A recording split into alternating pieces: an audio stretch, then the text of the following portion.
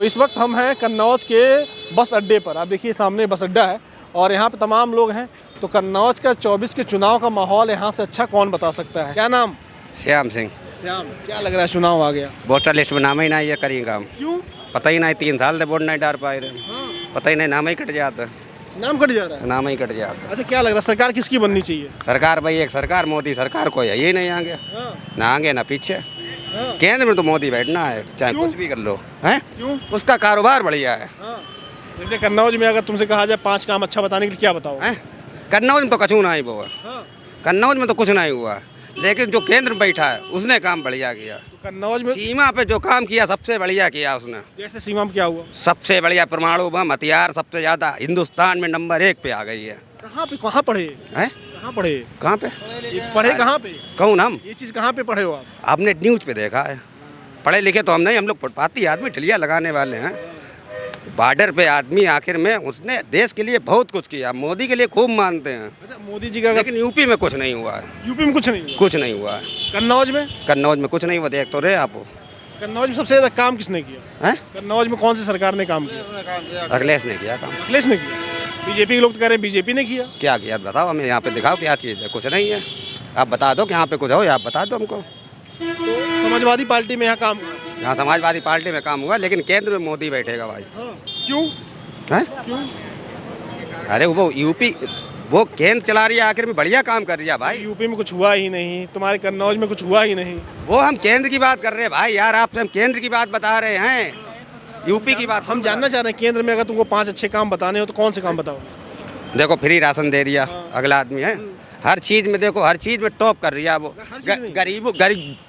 गरीब आदमी लेटरिंग नहीं बना पाया था, उसके लिए लेटरिंग दी। कॉलोनी दी, जिसके देर कच्चे मकान थे उसने वो दिया। गरीबों के लिए उसने ज़्यादातर सोचा है। किसानों के लिए 2000 रुपये दिए महीने में, ये हर चीज़ उसने किया है, ये हम नहीं कह रहे हैं। बहुत बढ़िया काम किया है। कन्नौज में कुछ नहीं हुआ। हीरा वेतन दे। आइए दादा, इधर आइए। कहाँ से हैं? मैं Ram Babu Agnihotri, income tax retirement Kanpur से। अच्छा, क्या नाम अपना? मेरा नाम राम बाबू अग्नोत्री है। राम बाबू अग्नोत्री। राम बाबू अग्नोत्री। बसों का यहाँ पे आना जाना है, इसलिए थोड़ी आवाज़ तेज है। ये बताइए 24 का चुनाव आ गया, क्या लग रहा है? 24 का चुनाव बहुत अच्छा है, सुंदर है। और कन्नौज में क्या हो रहा है? कन्नौज में अब हमारे एक सुब्रत जी पाठक जी हैं, और उनके पास पद तो कुछ नहीं, सिर्फ मंत्री हैं, और उस मंत्री के हिसाब से उनको सहानुभूति बहुत है कन्नौज की।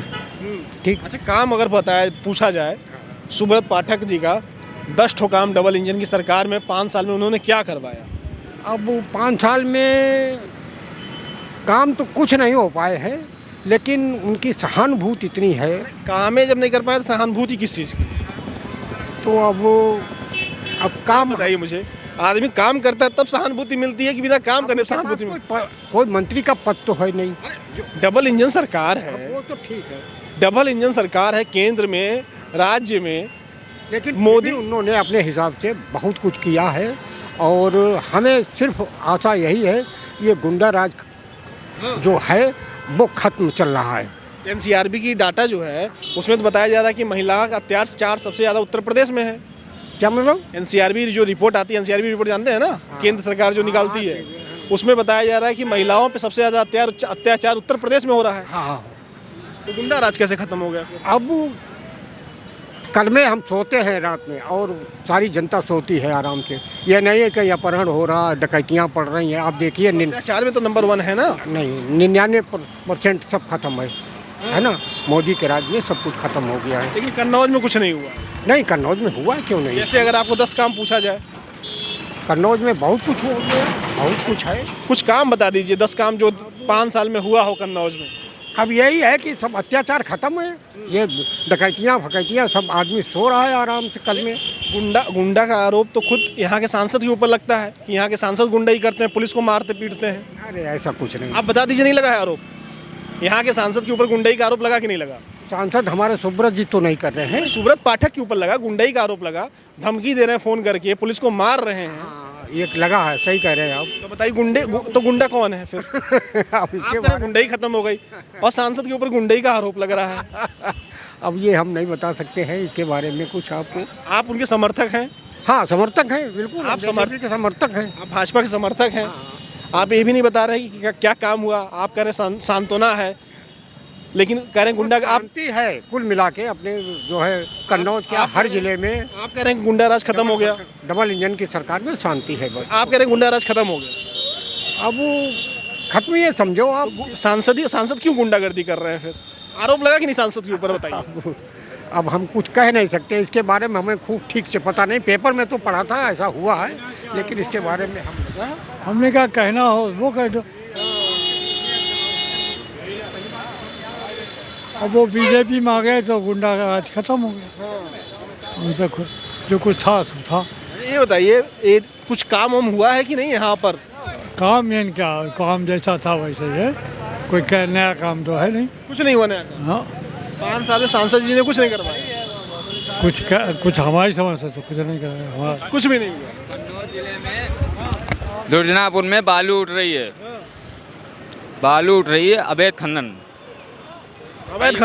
खनन हो रहा है। पाठक जी के यहाँ से सौरभ कटिया उठवा रहे हैं कई सालों से, उस पर कोई विचार ही नहीं है। हमारे ही दरवाजे पे उठ के जाता है, वहाँ पे कई लोग ऐसे गुंडागर्दी करके उठाते हैं। बांधा जा रहा है। बीजेपी के लोग कह रहे हैं रामराज आ गया। रामराज थोड़ी ना आ गया, वो तो जबरदस्ती उठाई जा रही है। मतलब गुंडा राज चल रहा है। जबरदस्ती तो उठाई जा रही है। हैं? बताओ। अच्छा ठीक है, हमारे बच्चे हैं वहाँ से निकलते हैं, जबरदस्ती उठाई जा रही है। कोई ना पढ़ाई के, आज हमारे पास ना तो खेती है। कौन सी जगह है ये? हमारी यही दुर्जनापुर, सैयदपुर फकरी के बगल में मेहंदी घाट पुल पे। वहाँ से अवैध खनन 200 ट्रक रोज लगते हैं। आप अगर वहाँ पे एक बात देखें कई बार तो वहाँ पे अवैध खनन जम के हो रही है। हाँ, अवैध खनन हो रहा है। हाँ, योगी जी के अगर वहाँ तक पहुँच जाए तो तुरंत पुकलेंडे चलने, मतलब 5-5 वहाँ बालू खनन अंदर से निकाला जा रहा है।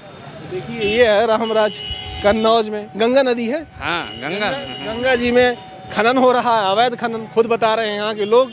ये है रामराज की स्थिति। क्या करते हो? मैं एक स्टूडेंट हूँ। कौन सी क्लास में? BA second semester. क्या एज हो गई अपनी? 21 ईयर। यानी वोट दोगे? क्या लग रहा है चुनाव में? इंडिया गठबंधन की उम्मीद है। इंडिया गठबंधन की? यस। क्यों? क्योंकि कांग्रेस ने अच्छे काम किए थे, तो उम्मीद है जो अच्छा काम करेगा उसकी उम्मीद होती है। और मैं डिस्ट्रिक्ट हरदोई से हूँ। हरदोई से? जी जी। तो हरदोई में क्या हो रहा है? कुछ नहीं खास नहीं हुआ। बीजेपी लोग कह रहे हैं बहुत रोजगार आ गया, इन्वेस्टर समिट वगैरह लगी है। रोजगार नहीं है। रोजगार नहीं है? नहीं। बीजेपी ने रोजगार नहीं दे पाया। नहीं, हर साल वादा किया था 1 करोड़ रोजगार देंगे, पर नहीं दिया। जो अच्छे दिन आ गए हैं। नहीं, अच्छे दिन ऐसे नहीं होते हैं। इंडिया हंगर इंडेक्स में नंबर 1, हर चीज़ में, गरीबी में नंबर 1, हर चीज़ में नंबर 1 है। सीमा पे देखा जाए तो अरुणाचल प्रदेश में चीन ने 4063 वर्ग की हमारी ज़मीन को कब्जा लिया। तो चीन कब्जा कर लिया ज़मीन? क्यों नहीं?